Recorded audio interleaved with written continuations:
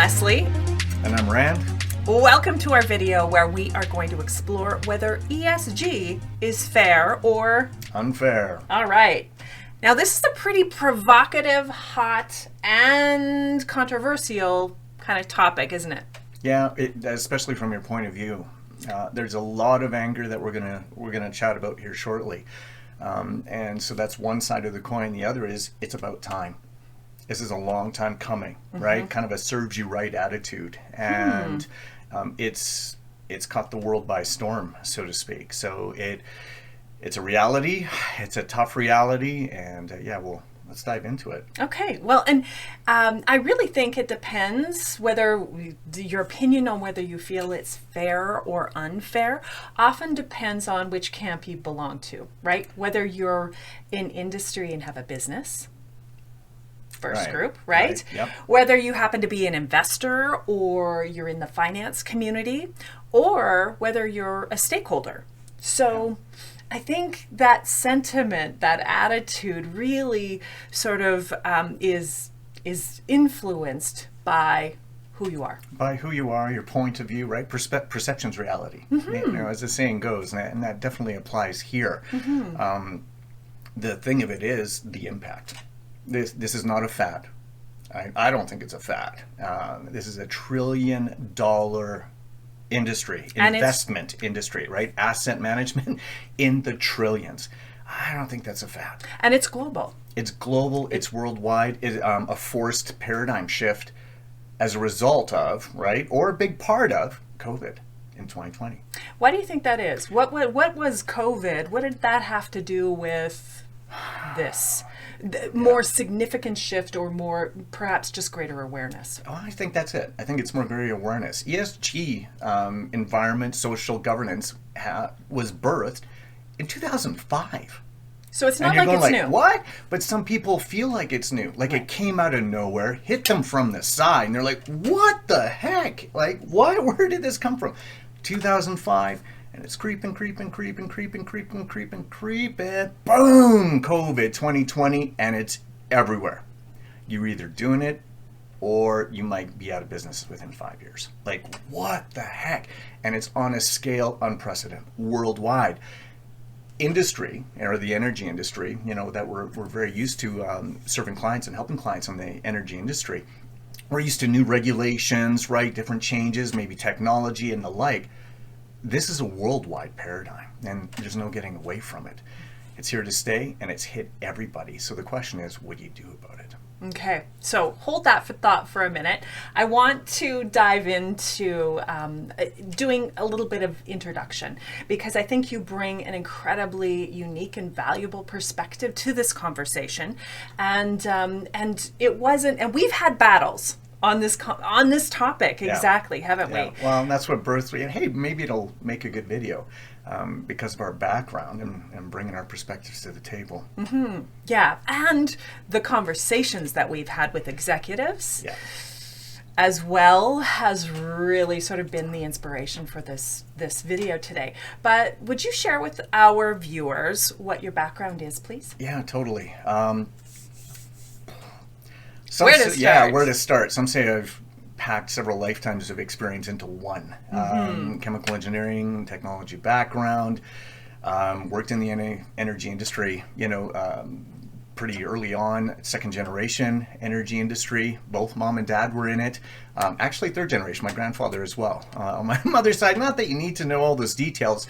Bottom line, I was in it for a long time, and I saw how things used to be done in my grandfather's time, and then my parents' time leading up to me, right? And we saw a couple waves in there, like the environment wave in the 90s, then the emergency management wave, 9/11. And so for me, this is the next simple, it's the next wave really, and it just happens to be called ESG. That being said, I've been able to work in all areas, both on the client side, right, as an employee, on the service side, majority of the time on the service side, and in the realms of, the whole, chemical side of it, environment side of it. I specialized it, made some innovations back in the day in terms of the environment, and then fell in love with the emergency management aspect and security management and business continuity. So we've done everything from the planning side of it, emergency management, oversaw the largest full-scale exercise ever done in North America, right? Great. To being a bodyguard and helping break a world record, in terms of what a celebrity wanted to pull off. So from all these aspects, yeah, it's kind of weird, but what was consistent is that experience led to being asked to serve on a technical committee to put together a standard for the nation. Not just Canada, but we did it in parallel, side by side with the United States. So CSA Z 1600, Emergency Preparedness and Business Continuity, and NFPA 1600, we did it together. So it was a joy to bring all the experience, bring it to the forefront of the table, and feed it into a national standard. Doesn't end there. Sorry, a little bit more. The standards, built and made, and before that there were other standards I was part of, Z 731, now defunct, right? But on emergency preparedness and response. Then you had regulators, both federally, provincially, state, come along and say, hey, industry, you're going to follow this standard and our regulations on top of that. And so being asked by the regulators as a consultant to guide them along as to what the regulations should be. So been on every side of the spectrum. Fast forward to now, why doing the ESG side? It's all part of finally being able to have the opportunity to take all the skills and experience, right, and pour it into one, into ESG. And it fits really well. And I love that your background, you've seen these different sort of waves of change come through industry, and you've guided business and you've helped them through it, and you've experienced through, sort of as you talked about the environment wave, and you talked about the regulations changing wave, and that you've seen and you've worked with companies that have been in resistance and were not open to it. Yeah. And then you've seen it become very much mainstream. So you've sort of ridden that wave. You've been through this shift before, and now we're here with ESG. You're right. And just that small companies, large mega corporations, and everybody in between, worldwide, Canada, the States, onshore, offshore, Arctic, South America, Africa, I could go on. And the joy of that is being exposed to the different cultures, different countries, different rules, right? It all applies. And applying the lessons learned. Right? The vast majority of the time brought in to correct mistakes that client companies were making, right? And that bringing that to the table also helps in terms of ESG. Right.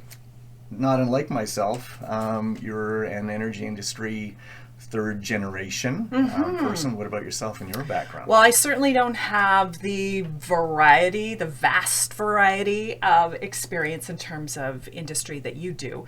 But my background, I'm born and raised Calgarian, grew up spending my summers with my grandparents on the rig lease. My grandfather was the lead engineer for CanOxy, and that's where I spent my summers. Got a whole different kind of vocabulary there. Yeah, I'm sure. Yeah. But so I have a sense of pride when it comes to the energy industry, and it's a little bit of fierce, protective pride. Yeah.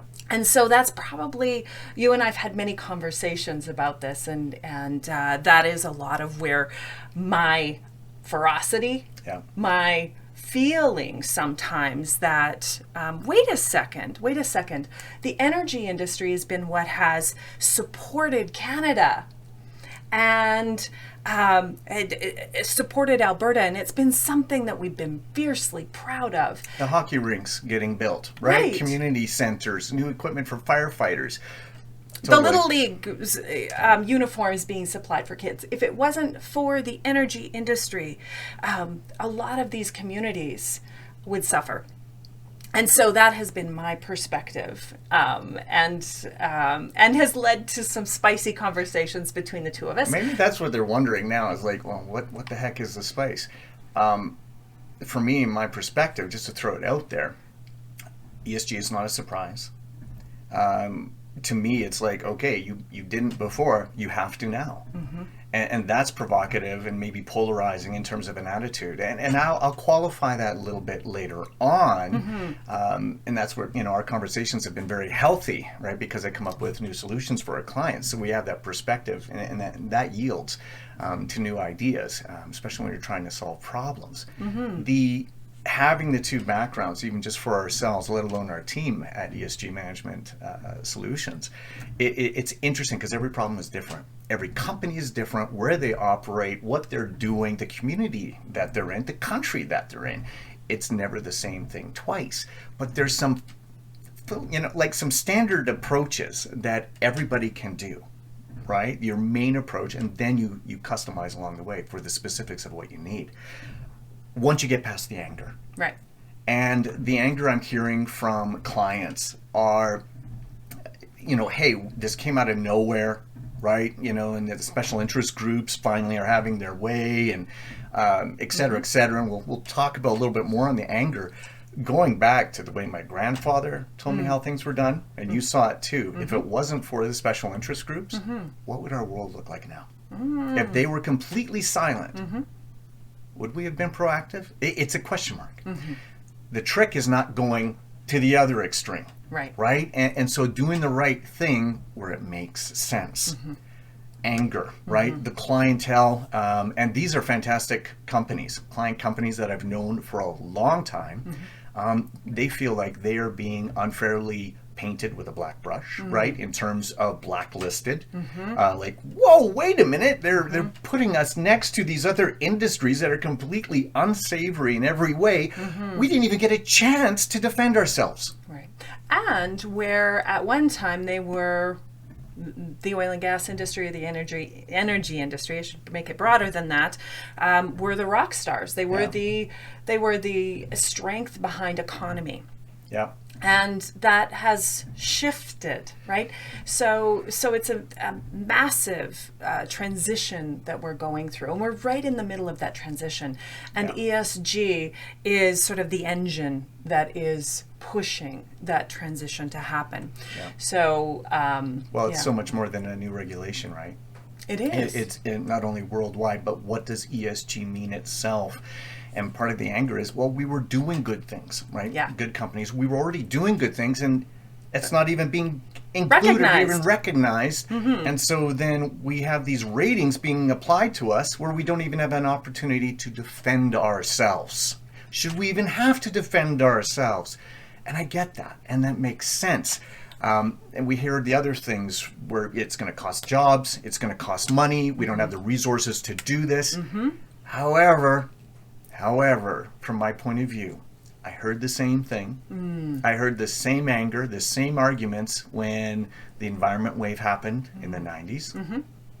I heard the same thing, same arguments, anger, 9/11, when the emergency management wave really came to be. So part of me is kind of going, hey, this started in 2005, right? Yeah, it was slow, and then all of a sudden, so the suddenness since 2020 now, that is surprising. I'm surprised by that, right? But we can't say that we're like, this came out of nowhere. No, this was a long time coming, and from the perspective of the investors, of the stakeholders, community, etc., this is the cost of doing business. And here's the dilemma, or maybe the impact, and maybe that causes the anger or upsetness, the unknown.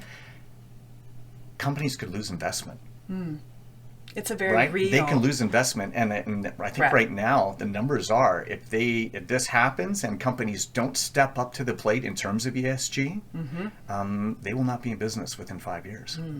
Whoa, that's beyond a regulation, right? At most on a regulation, if a company wanted to bucket, right, and play the game, play the risk, if they got caught, they got caught. Small fine, they get chastised, all right, and they make a little change. Do or die. And that decision has to be made now. They have to engage ESG or not. Particularly with the public organizations, right? Particularly with the public companies. But let's talk for a minute about how this, and I think there's no denying that, right? Would you agree that ESG for public companies, large organizations, it's you can't get away from it. No, it is going to be part of doing business. Yeah. Simply is. Yeah. But let's talk about those private companies, those smaller organizations that are also beginning to feel some pressure. Yeah. Is it fair for them? And what is their perspective on that? Well, the way it folds into ESG, and just for some of you, because it's surprising where even in some corporations and client companies, I'm still educating them on what the heck is ESG, right? Environment, social, and governance. And that might sound really, quick or simplistic, but the environment footprint that a company is impacting in terms of their operations, size, what they're doing in the community, etc. Social. What does that mean? Is that, how many parties we have? No, it's their impact on human life. All right. And that's the tie-in to these non-public companies where it hits them. And we're talking social, human life, right, and well-being all along the supply chain. Not just for the company employees, not just for the communities they operate in, but even the products that they use to do their work and who made them, right back to the beginning of the supply chain. And that's significant. It's massive. That's a game changer, it right? Is. It's a complete game changer because your private companies, right, who think they're immune from ESG, no, because the public companies who use them, right, are going to say to them, prove to us that you've looked through your entire supply chain, prove to us that there isn't any human slavery, modern slavery involved, no child labor involved, etc. What? Didn't have to worry about this before. And now these organizations, the public organizations, have to do their due diligence. Right. Part of that is holding the small private company that is their supplier or their provider accountable. So that's going to be part and parcel, right? These private companies are going to have to prove it. And if they can't, the public company will have no choice but to leave them, drop them, go to the one who did the work, right? And it's the same thing on the public side of it. The public company, if they don't do the work involved in terms of ESG, investors are going to pull their money and go somewhere else. Oh, no, that's a fad. People won't pull it. They're already doing it. And you have companies like BlackRock, right? The largest passive investment firm on the planet, who came up with a report not long ago saying, I think it was like over 88% of the funds that were related to ESG outperformed their non-sustainable counterparts. Boom! Everybody made the shift, right? Happened to coincide with COVID, maybe not. Does it matter? It's here. Right. So it's part of the anger, right? It's being forced on everybody. Right. Yeah. Ratings. That's a big one in terms of anger. So the companies that were doing good in terms of the environment, in terms of social, right? Contributing to communities, supporting communities. Yeah. Right now, all of a sudden, they're called a laggard. 3 general ratings: leader, average, laggard. Laggard? What?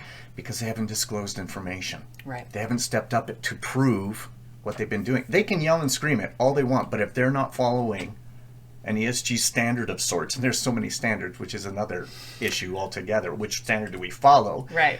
They're being painted per how someone else wants to paint them. Right. If you're not providing the evidence in a manner that you're supposed to in terms of ESG standards, okay, you're a laggard. Well, and I think that's key is for organizations to create their own narrative, right? To make sure that they're controlling what that message is and make sure that they are covering all of the bases with respect to ESG and making sure that they followed a process and then measuring what they're doing and then disclosing. Yeah, it's no different than other management systems. It's yet another one. Yep. Sorry that it happened. Some companies feel like this isn't fair to them. Sorry about that. But they have the ability to adapt to this. I know because, and it's a small number, in industry, specifically the energy industry, less than 5% are rated as leaders. And I think the exciting thing about that, though, is there's a lot of room at the top of the leaderboard. Oh, heck yeah. Right? Yeah, absolutely. The problem with the 5% club, though, and they want to keep it that way. They're happy that no one else has stepped up to the plate like they have, right? Of course. Was it a matter of timing? Did they start sooner than everybody else? It doesn't matter.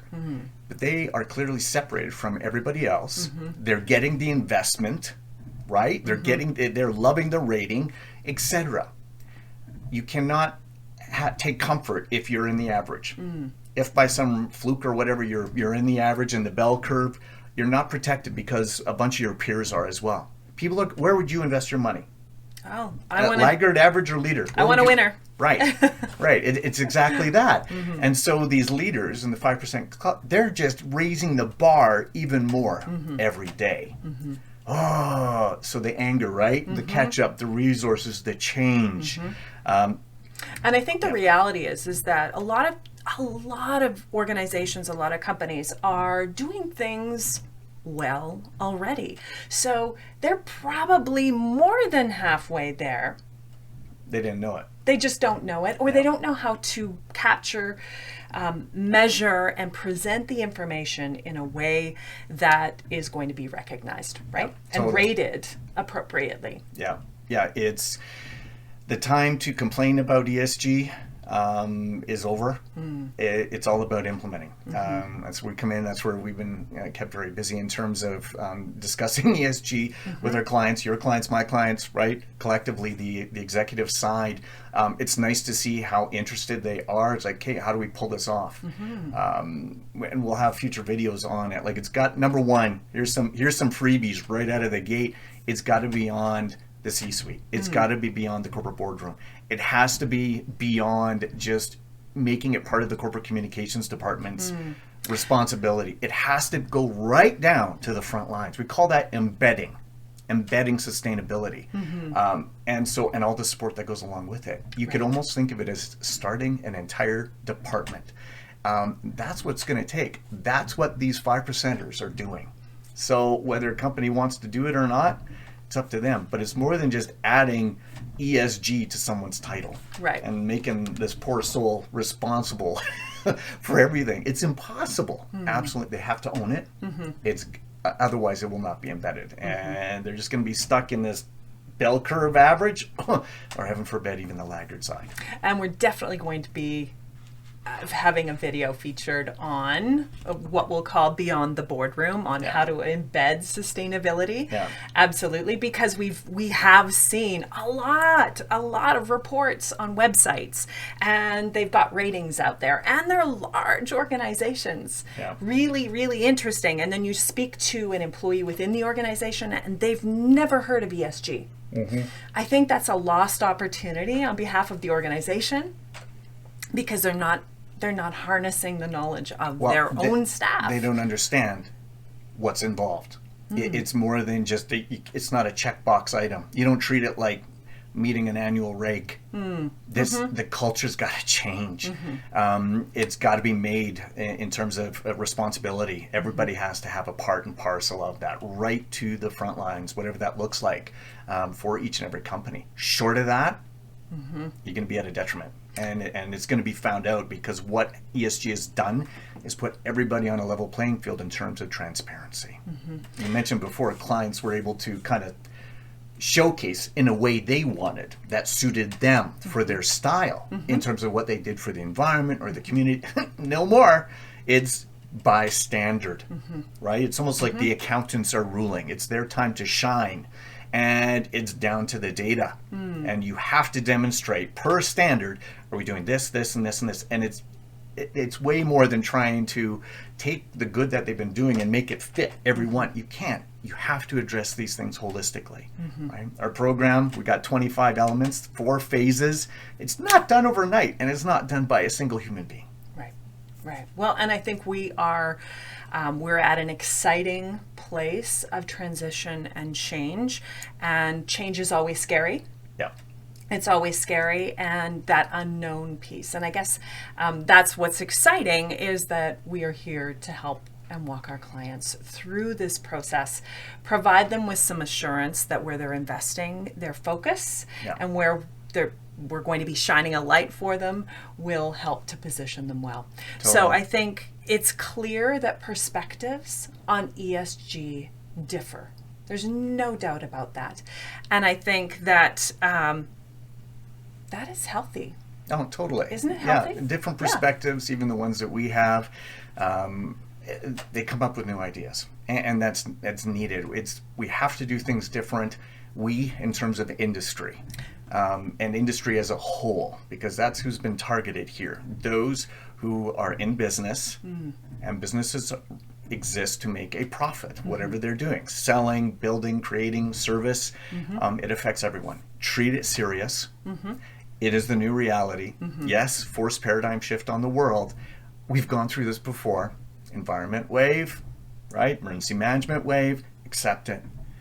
There is a way, right? You've been doing good. Case in point, one company, one of my favorites. And there's rock stars out there doing just fantastic things in terms of the community, in terms of the environment. They're upset. They're currently rated as average right now. And they're like, this is not fair. But there's an education process internally that they're going through, right? So how do we take all the good that we were doing, right? Showcase it in a way per the right standard. And unfortunately, there's a lot of standards out there. We guide our clients as to which one is best suited for them, for their business, their environment, the communities they operate in, etc. Showcase it in the right way, and then identify the gaps, right? Where are they not doing things that they have to, right? How can we embed sustainability holistically? Right? So we guide them through that process. So it's not like they're hooped and that's it. No, there's a lot of good that can come out of this. Got to have the right attitude. Got to be able to give it support, right? Got to just say, all right, yet more change.